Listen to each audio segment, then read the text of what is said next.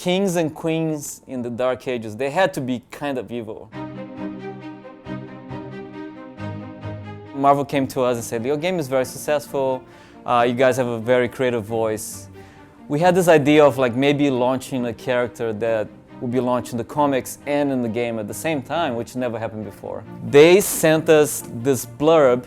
It was no more than a couple of paragraphs that was written by Al Ewing. He wrote about this character that he intended to develop called Guillotine. I was so very excited about creating a character for Marvel that will be part of the mainstream universe and also in the game. So I sent them a bunch of designs. They took my first designs, and Paco Medina, the artist for the Contest of Champions series, started like changing, evolving it, and sent it back to me, and I evolved it back, and then Marvel was looking at it, and we came to this final design that people see in the game right now.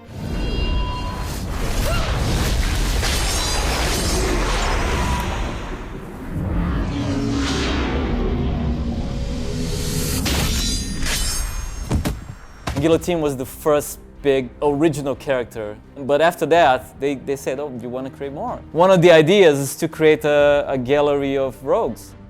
This new character is called Morningstar. She is a character that we created to be Guillotine's nemesis.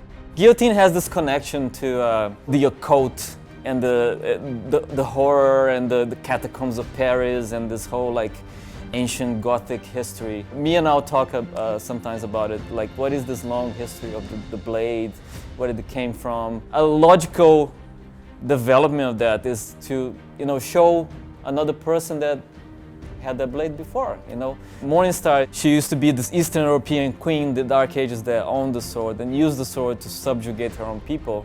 She was like this tyrant type figure. So they invade her castle, classic horror, with the pitchforks, and take the blade from her and trap her in this Iron Maiden. The mystical Iron Maiden that can trap the soul and the body of the person. So she dies, but her soul gets stuck there for hundreds of years. Until this evil force comes to visit Mephisto. He takes interest in the queen and say, hey, I'll make a deal with you. I'll give you a way to walk free again and go after the revenge. He transforms the Iron Maiden into this golem-like body. Of course, being Mephisto, he tricks her. You're not really free. You're still stuck, but you can walk. And he gives her like another weapon because he doesn't have the blade anymore. He gives her the mace, the mystical mace that's able to capture souls.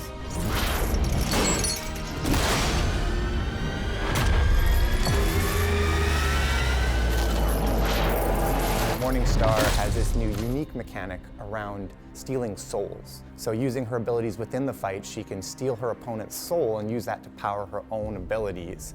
And then being successful through a series of fights, she'll gain more and more abilities throughout the course of a quest. With her signature, she actually has the ability to lower the effectiveness of some of her opponent's key buffs, as well as steal part of that effectiveness for herself.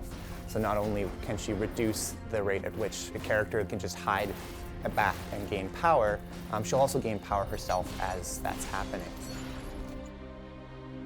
Working for Marvel has been such a dream come true for all of us. This is like a passion project. There's no single day that I don't come to work smiling, oh, what we're gonna do today. We have more ideas for the future, definitely, but we always have to make sure that they make sense for the game, for the fans, this is a natural progression or a natural adaptation that lives in our own universe. And I hope they like all the original creations. We want the universe of the Contest of Champions to be looked at as something that is fresh, but also pays homage to everything that is around in the Marvel universe. Because I owe that to my 9-year-old self, and I think a lot of us, feel the same. We will never forgive ourselves for doing things out of character. We always want to be Marvel, 100% Marvel.